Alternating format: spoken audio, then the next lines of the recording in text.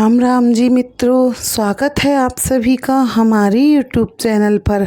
आशा करती हूँ आप सभी कुशल में व मंगल में होंगे। मित्रों, हिंदू धर्म में लक्ष्मी जी की पूजा का विशेष महत्व है। लक्ष्मी की कृपा से घर में सुख समृद्धि बनी रहती है।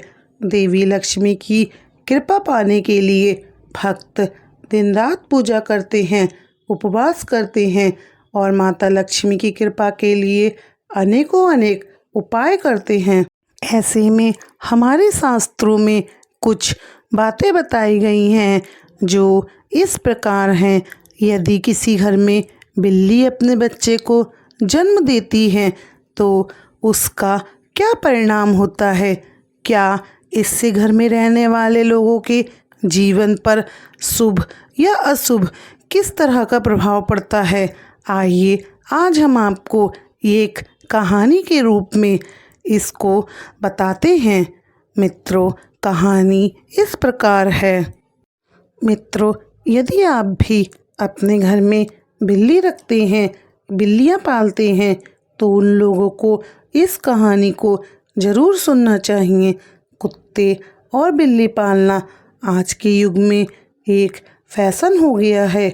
हर घर में लोग कुत्ते और बिल्लियां पालते हैं। लेकिन प्रिय मित्रों, कुत्ते बिल्ली पालना क्या सही होता है या गलत? आज हम आपको अपनी इस कहानी के जरिए आपको बताएंगे।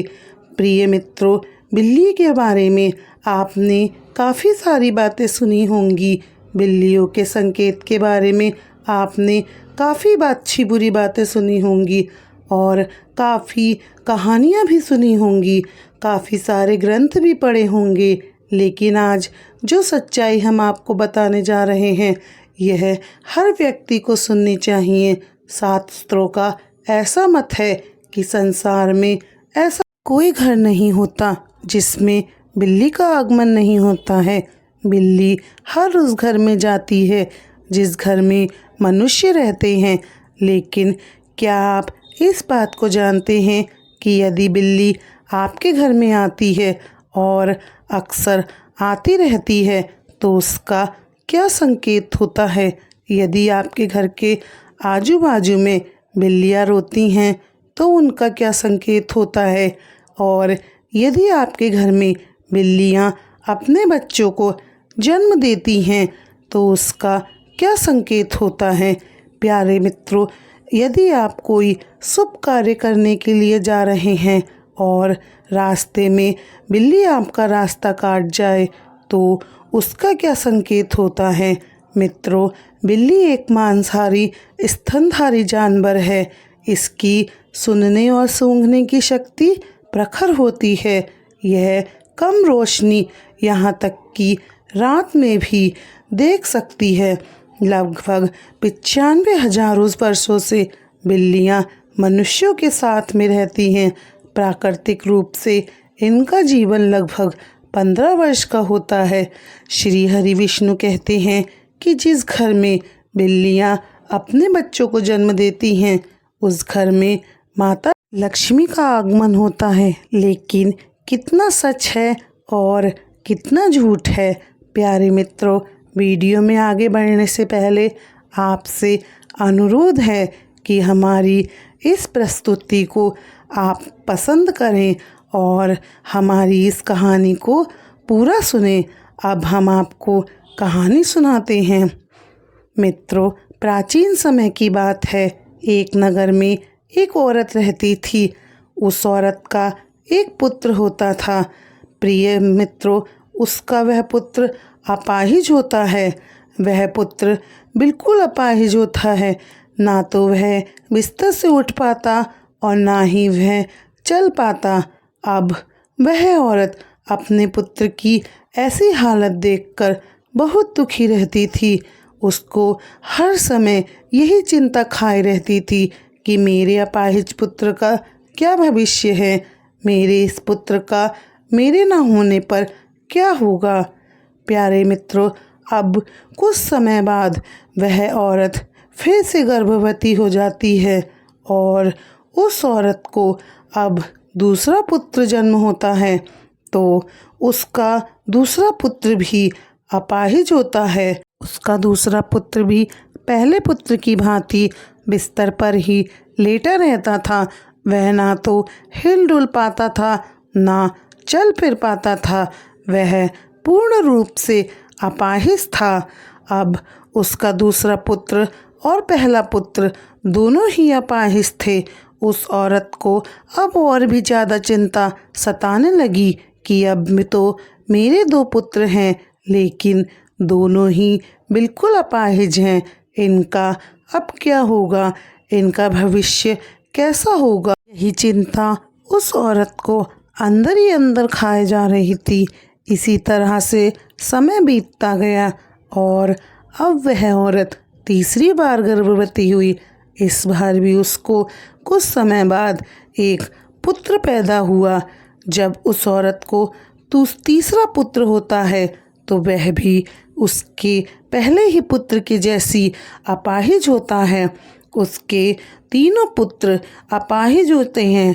वे तीनों ना तो चल फिर पाते हैं और ना ही अपने बिस्तर पे से उठ पाते हैं। प्रिय मित्रों, अब वह औरत और भी ज़्यादा चिंतित रहने लगी और इस तरह से वह अपने पुत्रों का लालन पालन करती है। कुछ समय बाद वह औरत फिर से गर्भवती होती है और इस बार भी उसको पुत्र ही पैदा होता है और वो पुत्र भी पहले पुत्र की तरह ही अपाहिज होता है। अब तो वह औरत और भी ज़्यादा परेशान होने लगी। वह इतना परेशान रहती थी कि वह बीमार सी हो गई।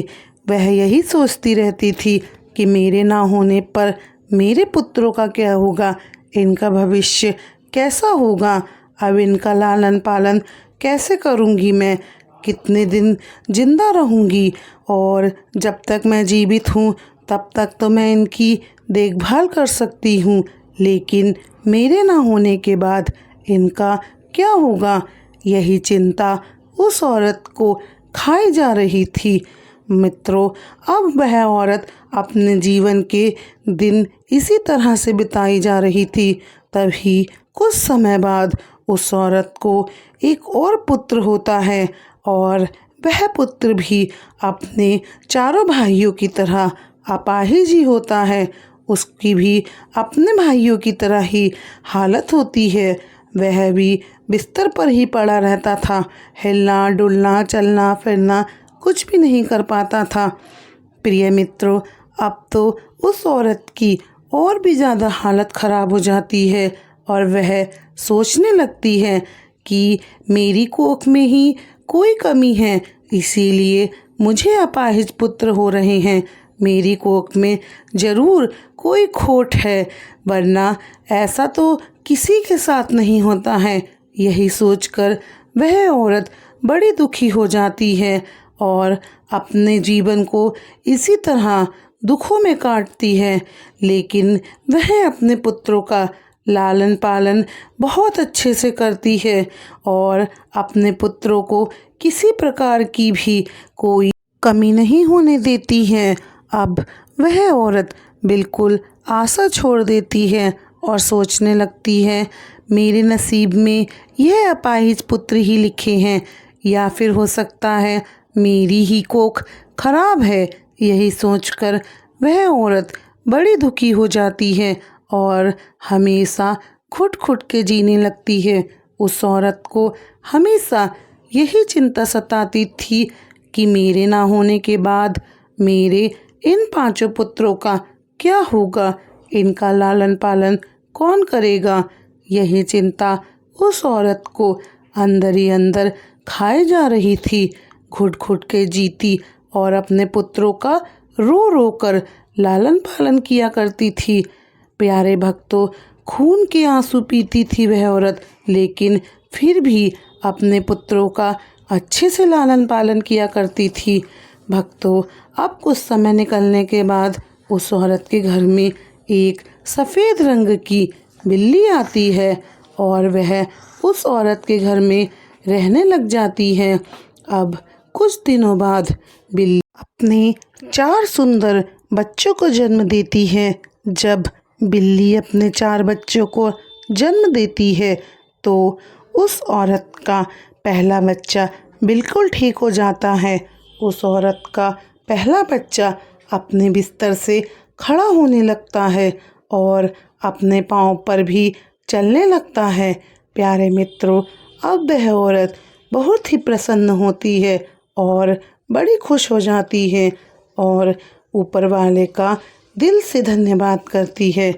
मित्रों, अब उस औरत ने उन बिल्ली के बच्चों को अपने ही पास रख लिया और उनका भी अपने बच्चों के समान अच्छे से लालन पालन किया करती थी। प्यारे मित्रों, कुछ दिनों बाद उस बिल्ली ने फिर से प्रसव किया और वो फिर से अपने 4 बच्चों को उसने जन्म दिया और उसके जन्म देने के बाद फिर से उस औरत का दूसरा लड़का ठीक हो जाता है।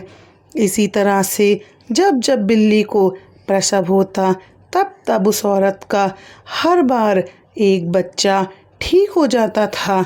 इसी तरीके से उस औरत के सभी बच्चे ठीक हो जाते हैं और वह औरत अब बहुत खुश रहने लगती है। उसके घर में अन्न धन की कोई कमी नहीं रहती है। शास्त्रों में ऐसा कहा जाता है, जिस घर में बिल्ली अपने बच्चे को जन्म देती है उस घर में माता लक्ष्मी की तीव्र गति से आगमन होता है। उस घर में सुख समृद्धि इतनी आ जाती है कि उस घर में रहने वाले इंसान संभाल नहीं पाते। प्यारे मित्रों, जिस घर में बिल्ली अपने बच्चे को जन्म देती है उस घर में सुख समृद्धि खूब आती है।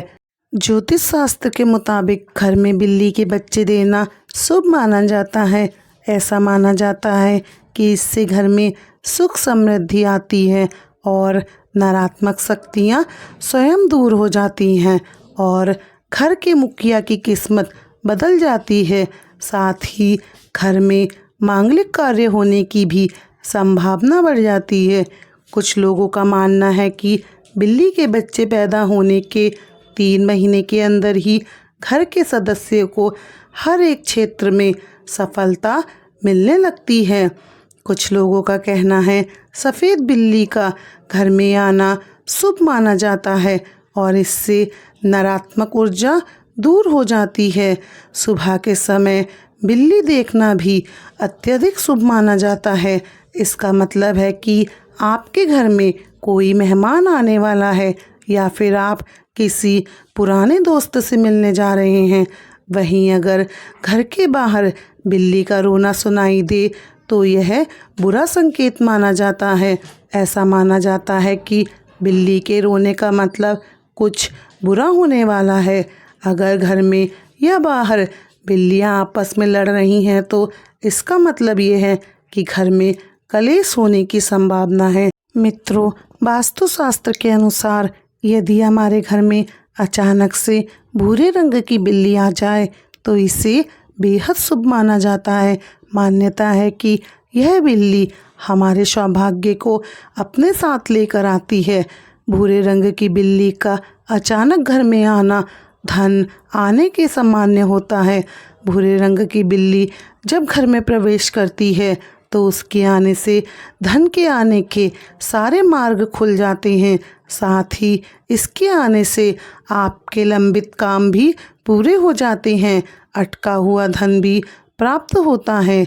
मान्यताओं के अनुसार यदि आपके घर में अचानक से काली बिल्ली आ जाए और वह रोने लगे तो यह शुभ संकेत नहीं माना जाता। काली बिल्ली के रोने का अप्रिय घटना या अशुभ समाचार प्राप्त होने से जोड़ा जाता है। मित्रों, आज हमने आपको अपने वीडियो में एक बहुत ही अच्छी कहानी सुनाई और बिल्लियों के बारे में कुछ जानकारी दी। उम्मीद करती हूँ आपको ये जानकारी पसंद आई होगी।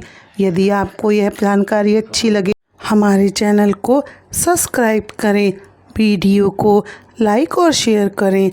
मित्रों, कहानी अच्छी लगे तो कमेंट बॉक्स में जय श्री राम ज़रूर लिखना। आप सभी को हमारी राम राम जी।